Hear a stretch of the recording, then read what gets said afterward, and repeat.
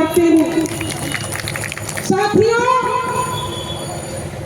आज समागम हम करने इसलिए बैठे हुए हैं कि पिछले महीना में जब भाकपा माले के जरिए पूरे बिहार में पदयात्रा निकला हुआ था, पूरे बिहार में जब हमारे नेताओं के नेतृत्व में निकला था, ठीक उसी समय एक तमाम मोर्चा के बहने, समूह की बहने, आशा रसोइया, सफाई कर्मचारी मित्र, शिक्षा मित्र, तमाम मोर्चे के साथियों ने अपना मांग पत्र हमारे नेताओं के समक्ष पेश किए और हमारी पार्टी इस पर पुनः विचार की कि पूरे बिहार में तमाम मोर्चा के साथियों अपने अपने तरीके से लड़ रहे हैं इस आंदोलन को, और ये सबका मांग है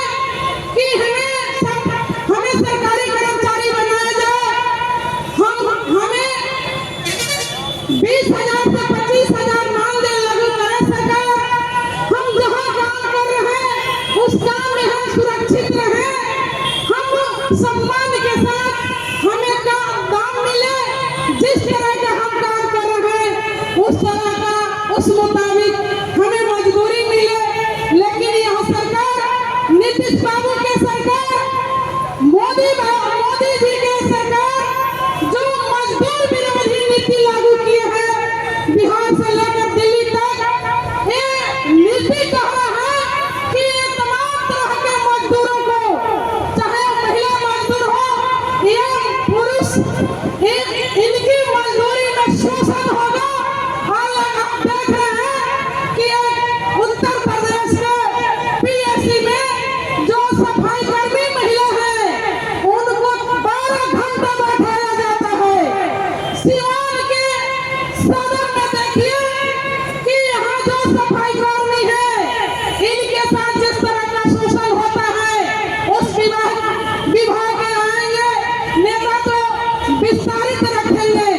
इसलिए हम चाहेंगे कि हम तमाम बहने जो आंगनबाड़ी की बहने हैं, ऐसा बहने हैं, रसोइया है, जीविका है, अपने सवाल लेकर के इस बीच में बैठी हुई है और आशा बहन यहाँ से देख रही है कि दोनों सरकार ने साथ न दिया है, न हमारा मांग पूरा करेगा। इसलिए भाजपा वाले के साथियों को जब हम सौंपे हैं तो इनके जरिए हमारे मांग को निश्चित रूप से पूरा किया जाएगा।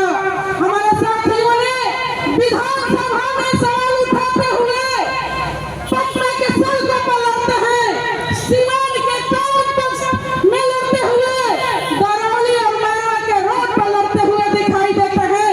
इसलिए तमाम मोर्चा के, तमाम जन संगठन के भाई बहनों का विश्वास है। इसलिए हम चाहेंगे तमाम आशा